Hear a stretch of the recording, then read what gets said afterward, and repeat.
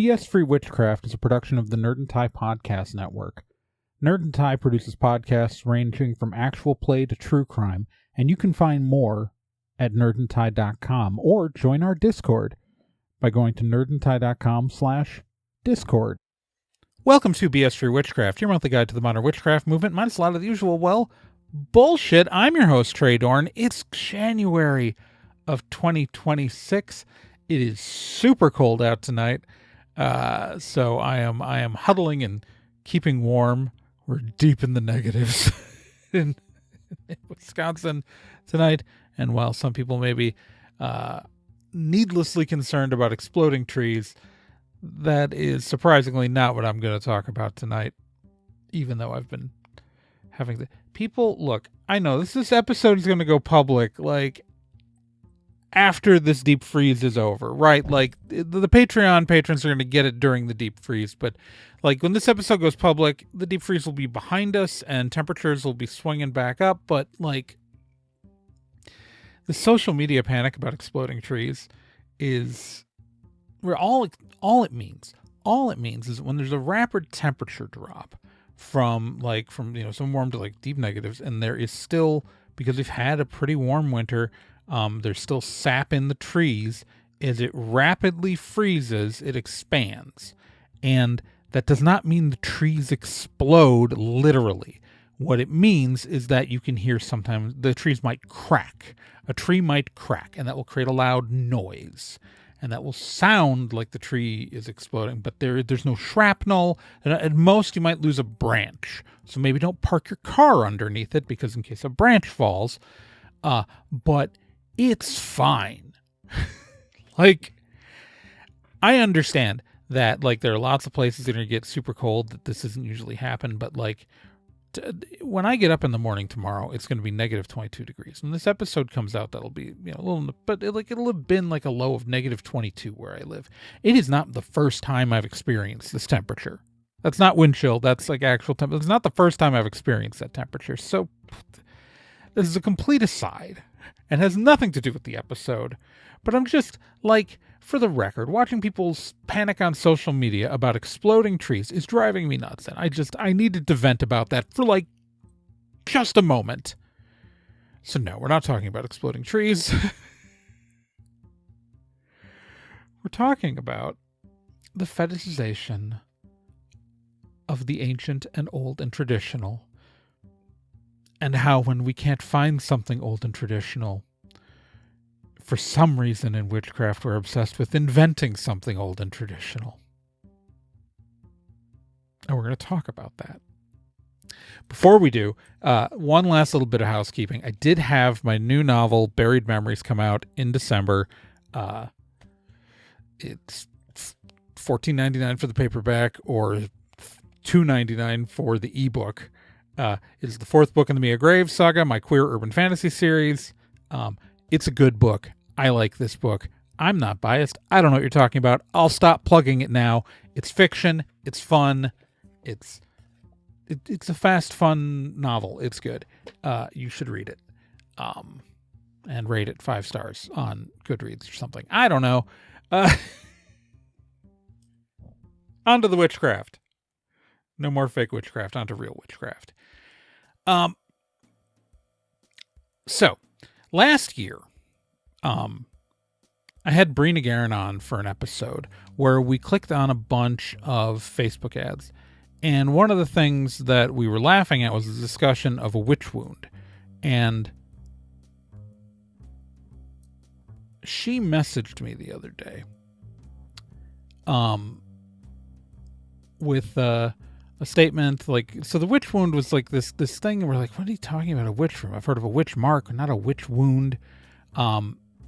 And she messaged me a thing talking about how she was connecting it to something that L. Ron Hubbard wrote in about inherited trauma from her evolutionary ancestors in his Scientology writings.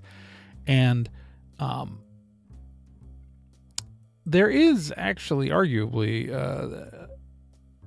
an argument for generational trauma being passed through epigenetics, but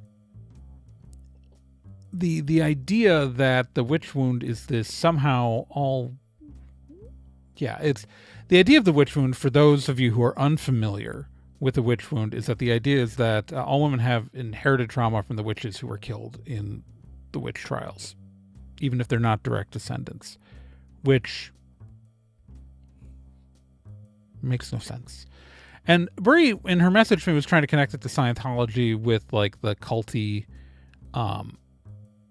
here, join my cult and give us all your money and we will fix it.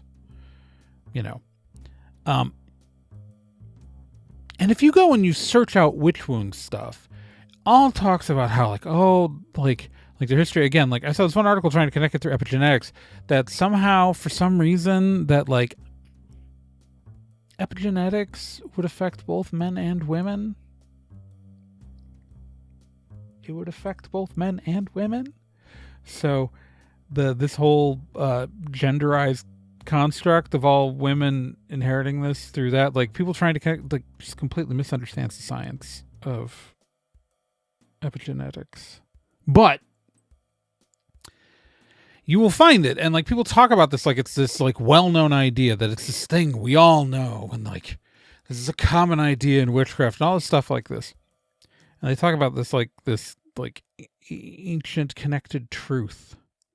Except if you look into the origins of the witch wound, what you'll find is that it originates in a Lisa Lister book called Witch, which was published in 2017. The reason why a lot of witches have never heard of it is because it's a new idea. It's a dumb idea, like a lot of things that Lisa Lister wrote in that book, but it ain't old. Likewise, on social media, there is a spell that has become very popular. It is a cord cutting spell involving candles, and you will see it's very popular with like TikTok and Instagram and a lot of aesthetic driven witchcraft spaces because it looks really cool. And people talk about this as though it's this established ritual that everybody knows, and like, and if you're familiar with this ritual enough and you've dug into it, you're going to know where I'm going with this. And obviously the context I've set up is going to tell you where I'm going with this, but like they talk about this like it's this ancient thing that's been going on forever, and like this is the traditional way to do it. And while certainly cord cutting spells have existed for a long time, or at least the concept of it, which is the origins of that have their own, that's all. White people. Anyways, the issue though is that this is not ancient. That this thing that is being taught as like this is a traditional witchcraft practice to do this comes from the Chilling Adventures of Sabrina, specifically a 2019 episode. This podcast is older than that spell. This show is older than that spell. This microphone is older than that spell. This hat is older than that spell. Pretty much everything witchcraft related in the room I am sitting in is older than that spell. So, I think, but for some reason, people feel the need to tell you it's old. Because here's the thing, like some people will mention that spell format is new, right? And I'm sure that when you heard me say that right now, it sounded like I was being dismissive of it. And what I am dismissive of are people claiming that it's ancient. No, it is new. It is a relatively new format. It is, as far as anyone can tell, came up with by the prop department and production team at the Chilling Adventures of Sabrina. Like they invented it. And you know what? Here's the thing though. If you found something like that and you used it in your spell work and it worked for you, then fine, great, awesome. Yeah. Awesome. Because here's the thing. Older is not better. Yet, when there is a new idea, time after time, when there is a new idea in the modern witchcraft movement, when someone innovates, when someone comes up with something new or adapts a new idea, good or bad, because I think I saw with my two examples, you can see the contrast of good idea, bad idea, right? Good idea, witchcraft spell. Bad idea, anything Lisa Lister has ever said in her life.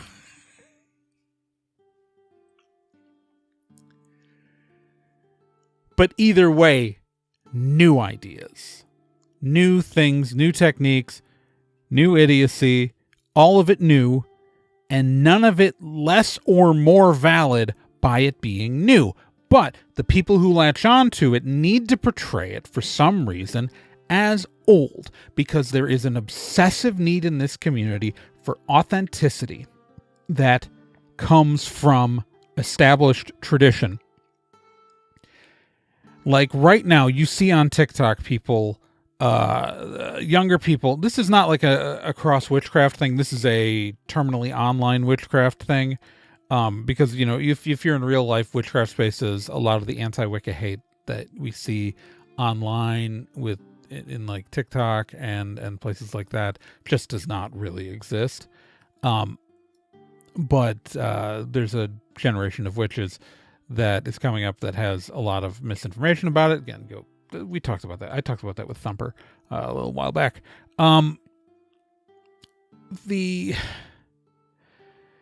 This drive towards trying to do something authentic because they need it to be older to be authentic. Look, searching for authenticity is not bad, but age does not establish authenticity. It just doesn't. And right now they're going like, oh, I'm going to do traditional witchcraft instead of Wicca because Wicca's new. And I'm going to do traditional witchcraft instead. Never mind that the stuff that is often called traditional witchcraft by these people came up from the same roots as Wicca, often from Wicca. Like a lot of the things I see people calling traditional witchcraft in some of these online spaces, it's literally just Wicca with the serial numbers filed off. And they don't know the origins of the thing. But here's the thing. If you'd asked me 30 years ago about Wicca, 30 years ago was 1996. Oh my God. Okay. But anyways, you walked up to a Wiccan on the street in 1996, they would have told you, most likely would have told you that their religion was ancient and that it was the true old path, right? And now we have these newer witches who are like, oh, I don't want to do Wicca. That's the new thing. Now that the origin of Wicca, that a lot of us have worked really hard to make sure that the origin of Wicca is known and established, starting with Aidan Kelly and then other researchers, and we go through like Margaret Adler's work. Like, understanding the true age of Wicca has been this huge, important thing. And now that is established, and people will just repeat it, and they'll make it younger than it is. I've seen people claim that Wicca was somehow invented in the 1970s, which is amazing because Gerald Gardner was dead at that point. But you know, whatever. Now that they're like, oh, Wicca is new and inauthentic, so we're going to do traditional witchcraft, except their traditional witchcraft is really about the same age. You know, you talk about like certain, like a lot of candle magic spells. A lot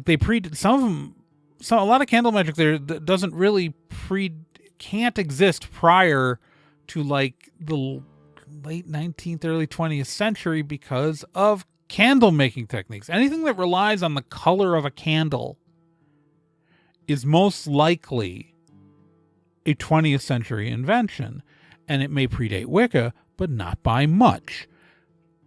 But again, it doesn't make the spell less legitimate. That does not make the magic less effective. Yet, we find people who need it to be old. They need it to be ancient. They need it to be this established thing. For it to be authentic, they need to know that it is connected with a history of hundreds of years or thousands of years of witches huddled in the dark. Never mind that nobody called themselves witches, and if anyone was doing anything, it's type of folk magic, and that it wasn't until the 20th century that the term witch was reclaimed, but that's an aside. They need it to be connected to some sort of lineage, that there's a connection to practitioners going back generations. But here's the thing. Here's the question. Why the fuck does it matter? Someone had to come up with every idea that has ever been done. Every magical technique you have ever seen or heard or thought of was invented by someone at some point. Every single thing, every single spell you find in a book, every single technique, every single spell casting measure that you find, no matter how new or old it was, someone was the first person to do it. There's a Doreen Valiente quote I like to say a lot, but it's where she rhetorically asked, well, who initiated the first witch? Because everything started from somewhere. Everything was someone's ideas first. And why? Why do you think that your idea is not valid enough to be true and real?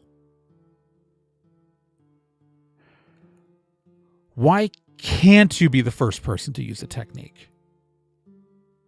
What does it matter that a spell technique came out of a piece of fiction?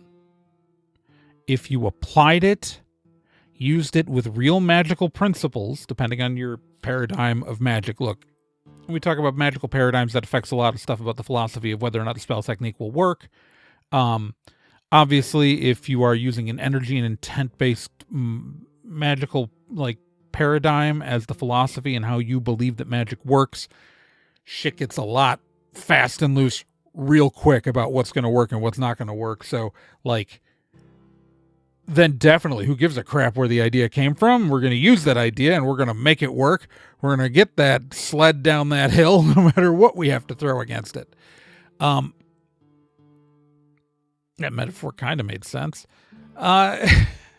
Versus if you're a materialist where you believe that something has to have specific qualities to do it, obviously that might change your the paradigm you're using might change how you examine a spell technique. But either way, every spell technique that those people, who figured out what materials do stuff, who figured out what materials do what? I'm an animist. I believe the goal is to convince the material to do the thing. But my point is that this fetishization of older is better is just nonsense and insecurity, right? I understand that we all enjoy the sense of mystery, and when you feel like something's connected to generations of witches before you or generations of magical practitioners before you, that it feels like you're connecting to something mysterious and dark and initiatory that you might not otherwise have ever connected to. However, there is a much longer tradition that you are connecting to when you are running off the seat of your pants, and that is the history of humanity. No matter what we're talking about, magic, folk magic, medicine, Everyone was trying shit out for the first time, and it is a long tradition of just flying by the seat of your pants and figuring out what you're doing on the goddamn fly. And I will tell you, there is nothing more human than that, than adapting techniques and working around things and coming up with the new thing that does the thing, and finding that scrap of pop culture and finding that random thing that you read on the internet one time and adapting it into something that actually fucking works. It's, let me tell you, that is the most human way to do witchcraft of any time. And when you practice witchcraft honestly and without pretense, you are connecting to a history of people who have just been trying to get by, which spawns to the dawn of the human race. So fucking appreciate it for once, for God's sake.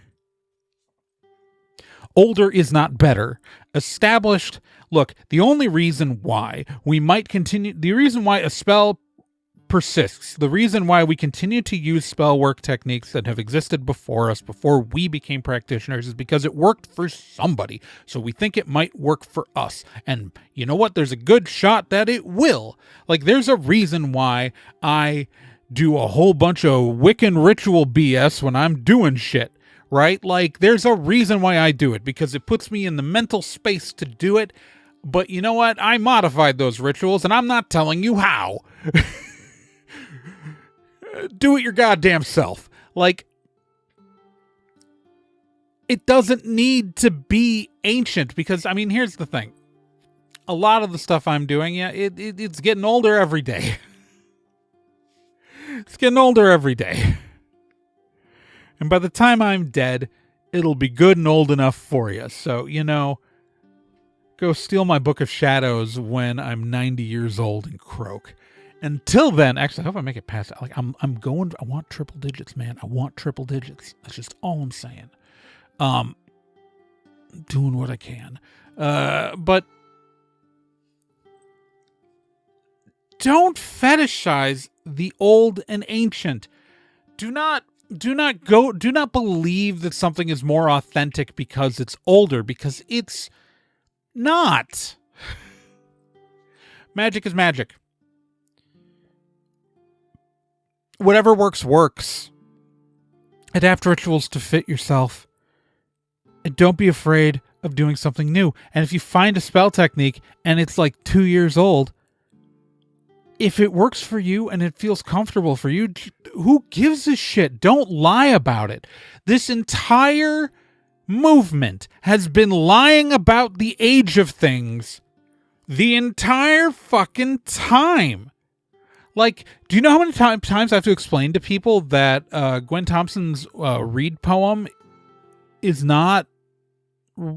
She claimed it was written by, I can't remember if it was her grandmother or great aunt, it was some female relative who passed it down to her, except there's literally a couplet that Doreen Valiente wrote in the 60s, like invented herself, that is incorporated into this ancient poem. Because we can't just have, the Wiccan Reed can't just be an idea that Gerald Gardner had and he kept poorly phrasing, and then Doreen Valiente came up with a pithy couplet. We can't, like, she came up with these 8 words, which are like, you can write, you can put on a bumper sticker. People have that, like, the idea that can just be something that some woman did in the 1960s based off of a rambling idea from a retired civil servant. No, it has to, Gwen Thompson said, this has to be ancient. I have to make it old. I've got to give tradition to it and put this, like, old poem that was passed down, and I have to lie about its authorship. She couldn't admit that she wrote a goddamn poem, because we fetishize the ancient and old that much. And we've been doing that in this community since Gerald Gardner told people that 9 million witches burned in the burning times. Which apparently all women got a wound from. Thanks, Lisa.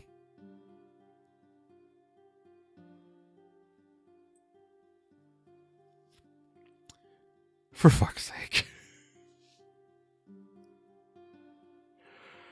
Look. All of this is to say stop fetishizing the old. It's okay if something's a new idea. We don't have to make up stories.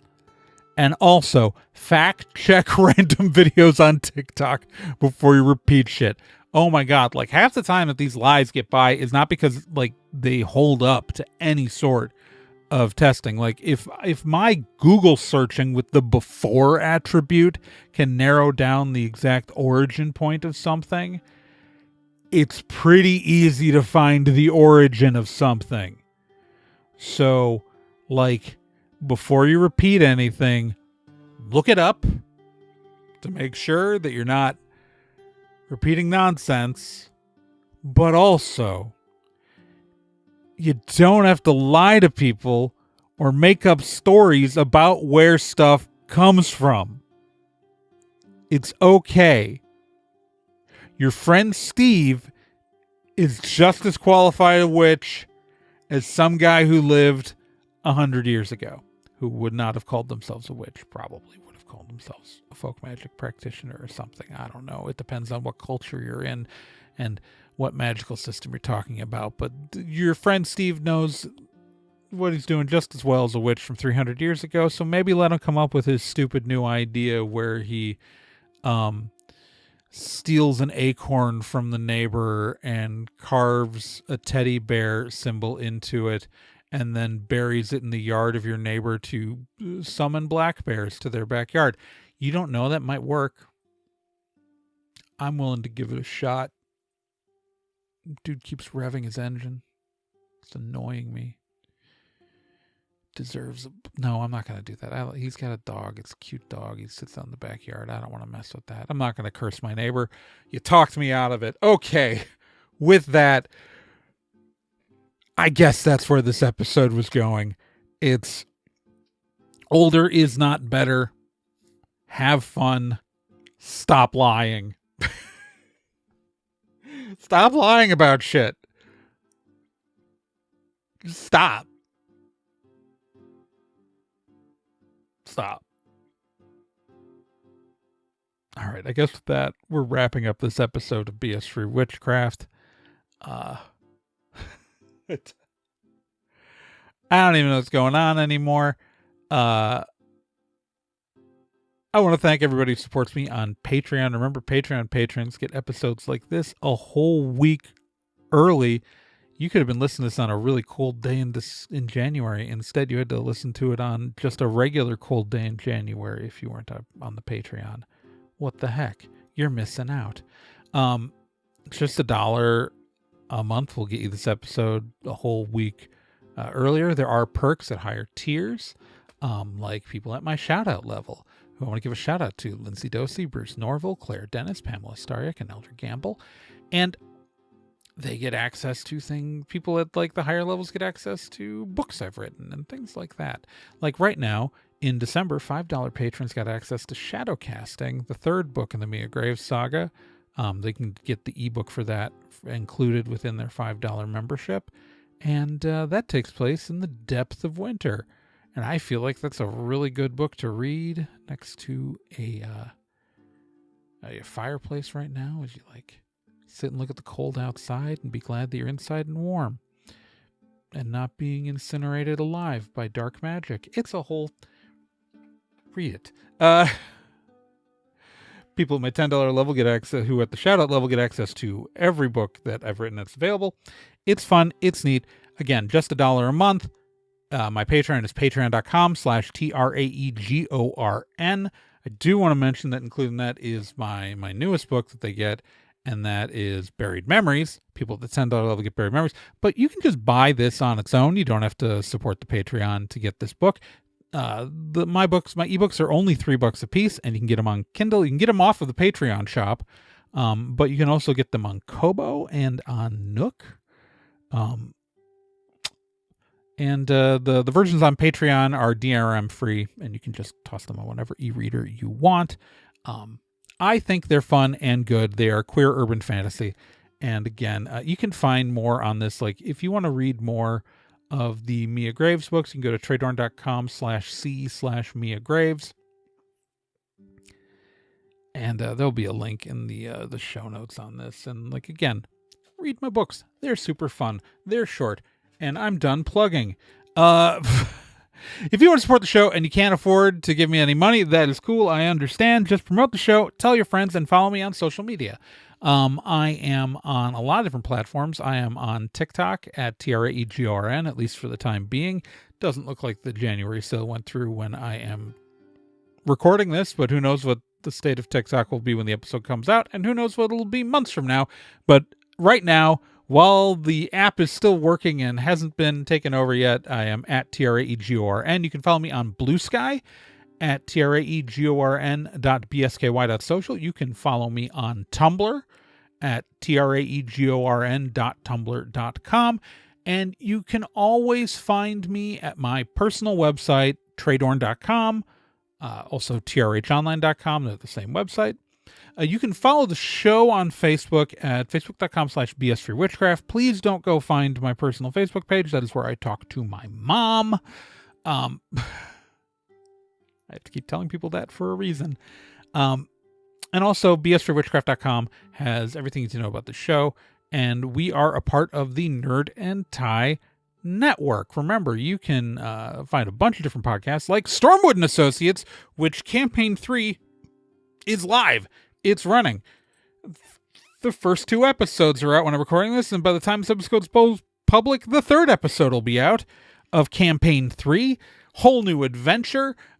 Me in the GM seat about 2/3 of the time, or half of the time at least, and it's a super fun campaign, continuing off of the story that ended with the second campaign, which of course continued off of the story that ended with the first campaign.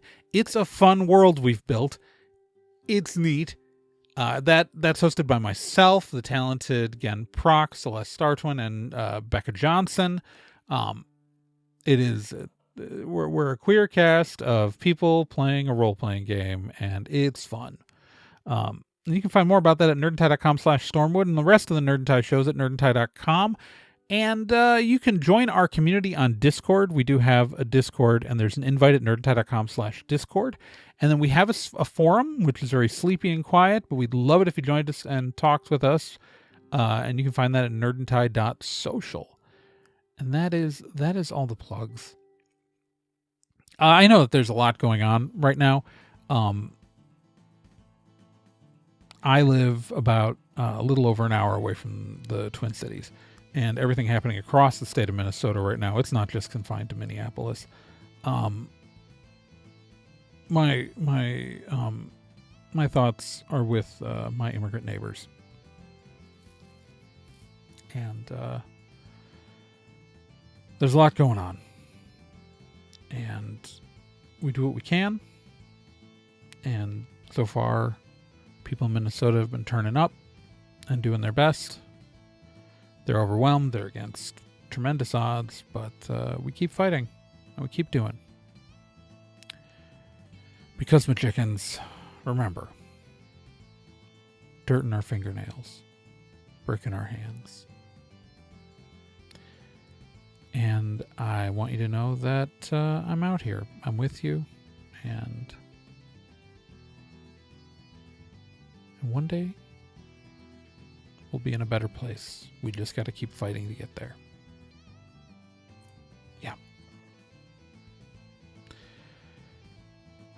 And also, fuck Lisa Lister. I'm sorry, just that had nothing to do with that. Just fuck Lisa Lister. I said it once that if my Patreon ever gets to $150, if she was to $150, I'd read a Silver Ravenwolf book on my Patreon, and if the Patreon ever gets to $200, I'll read Lisa Lister's Witch on the Patreon. I'm just saying. The thought is out there. Okay, so with that, we come to bring this episode to an end. Thank you guys for tuning in, and I'll talk to you guys next month. Peace.